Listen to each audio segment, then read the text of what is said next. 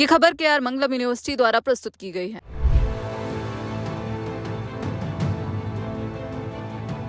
Monsoon आते ही बारिश के साथ एक और खतरा बढ़ जाता है। जगह जगह जमा पानी, गंदगी और बढ़ती नमी मच्छरों के लिए अनुकूल माहौल तैयार कर देती है।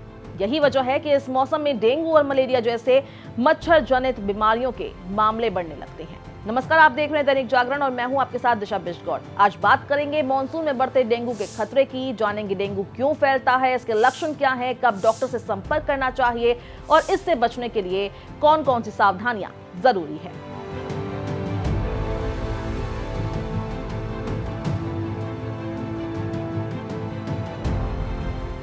मॉनसून के दौरान अस्पतालों में बुखार, सिर दर्द, उल्टी और पेट दर्द जैसी शिकायतों के साथ पहुंचने वाले मरीजों की संख्या बढ़ जाती है।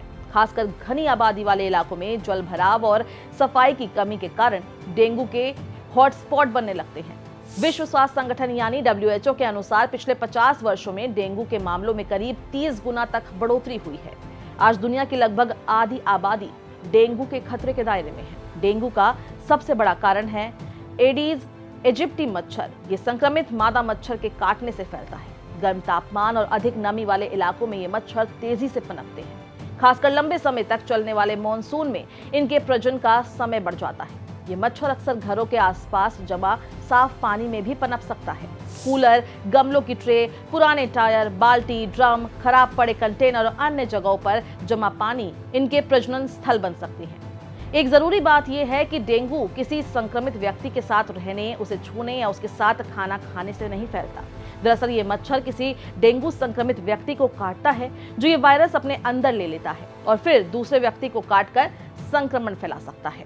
डेंगू के शुरुआती लक्षणों को पहचानना बहुत जरूरी है। इसमें अचानक तेज बुखार आना, तेज सिर दर्द, आंखों के पीछे दर्द, मांसपेशियों और जोड़ों में दर्द, कमजोरी, थकान और जी में चलना जैसे लक्षण दिखाई दे सकते हैं। कुछ लोगों में शुरुआती दौर में बहुत हल्के लक्षण होते हैं और वे आराम, पर्याप्त पानी और सही देखभाल से ठीक हो जाते हैं, लेकिन कुछ मामलों में डेंगू गंभीर रूप ले सकता है। अगर पेट में तेज दर्द हो, लगातार उल्टी हो रही हो, नाक या मसूड़े से खून आ रहा हो, उल्टी या दस्त में खून दिखे, सांस लेने में परेशानी हो, पेशाब कम हो या शरीर बहुत कमजोर महसूस हो तो तुरंत डॉक्टर से संपर्क करना चाहिए।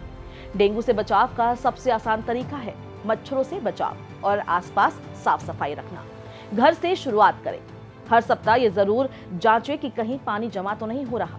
गमलों की ट्रे, फूलदान, एयर कूलर, पानी की टंकी, बाल्टी, ड्रम, पालतू जानवरों के पानी के बर्तन, फ्रिज की ट्रे, पुराने टायर, बेकार पड़े डिब्बों में पानी जमा नहीं होना चाहिए। सिर्फ पानी फेंकना ही काफी नहीं है। कई बार मच्छरों के अंडे कंटेनर की अंदरूनी सतह तक चिपक जाते हैं, इसलिए इन्हें रगड़कर साफ करना जरूरी होता है। मच्छरों से बचने के लिए पूरी बांह के कपड़े पहने, हल्के रंग के ढीले कपड़े पहनना बेहतर माना जाता है। मच्छर रिपेलेंट का इस्तेमाल भी किया जा सकता है। घर की खिड़कियों और दरवाजों पर जाली लगवाएं। बच्चों, बुजुर्गों और कमजोर इम्यूनिटी वाले लोगों के लिए मच्छरदानी का इस्तेमाल विशेष रूप से करें।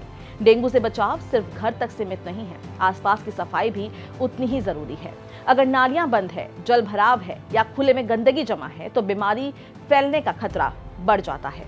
अब बात करते हैं डेंगू में प्लेटलेट्स की। डेंगू में प्लेटलेट काउंट कम हो सकता है, इसलिए डॉक्टर CBC यानी कंप्लीट ब्लड काउंट टेस्ट के जरिए इसकी निगरानी करते हैं। लेकिन सिर्फ प्लेटलेट कम होने का मतलब ये नहीं है कि डेंगू गंभीर हो गया है या तुरंत प्लेटलेट चढ़ाने की जरूरत है। डॉक्टर मरीज की पूरी स्थिति देखते हैं। इसमें ब्लीडिंग, शरीर में पानी की मात्रा, ब्लड प्रेशर, हीमेटोक्रिट और जांच रिपोर्ट में होने वाले बदलाव शामिल होते हैं। एक बार की रिपोर्ट से ज्यादा जरूरी है कि समय समय पर जांच कराई जाए और डॉक्टर की सलाह के अनुसार इलाज किया जाए। अगर डेंगू के लक्षण दिखाई देते हैं तो खुद से दवा लेने से बचना चाहिए। बुखार और दर्द में पैरासिटामोल का इस्तेमाल किया जा सकता है, लेकिन एस्पिरिन, आइब्रूफेन और डाइक्लोफिनेक जैसी दवाओं से बचना चाहिए, क्योंकि इससे ब्लीडिंग का खतरा बढ़ सकता है। एंटीबायोटिक, स्टेरॉइड या प्लेटलेट बढ़ाने वाली दवाएं बिना डॉक्टर की सलाह के बिल्कुल नहीं लेनी चाहिए।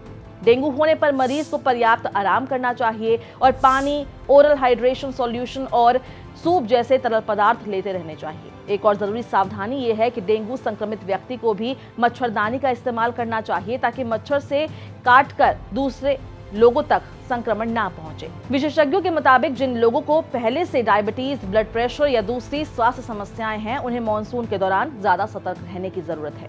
बच्चों और बुजुर्गों के लिए भी अतिरिक्त सावधानी बरतनी काफी जरूरी है, क्योंकि संक्रमण होने पर उनके लिए खतरा ज्यादा हो सकता है। स्वास्थ्य सुविधाएं पहले के मुकाबले काफी बेहतर हुई है। आज जांच, प्लेटलेट्स और इलाज की सुविधाएं छोटे शहरों तक पहुंच रही है। समय पर सही इलाज मिलने पर ज्यादातर मरीज आसानी से ठीक हो जाते हैं। विशेषज्ञों का कहना है कि डेंगू से बचाव का सबसे बड़ा हथियार अभी भी सावधानी है। मच्छरों के पनपने की जगह को खत्म करना, साफ सफाई रखना और समय पर डॉक्टर से सलाह लेना बेहद जरूरी है।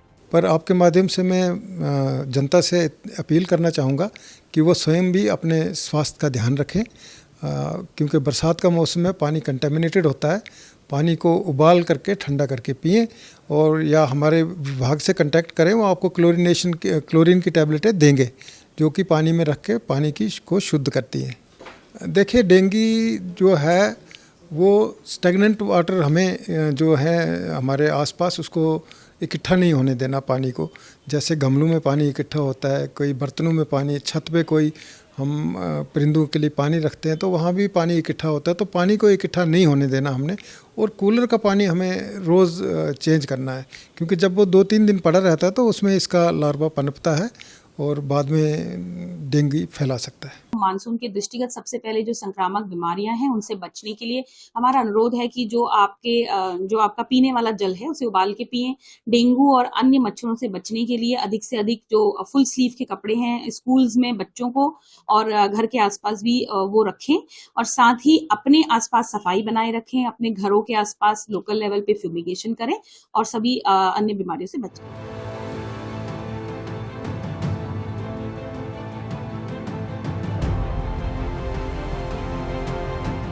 अब डेंगू वैक्सीन को लेकर भी उम्मीद बढ़ी है।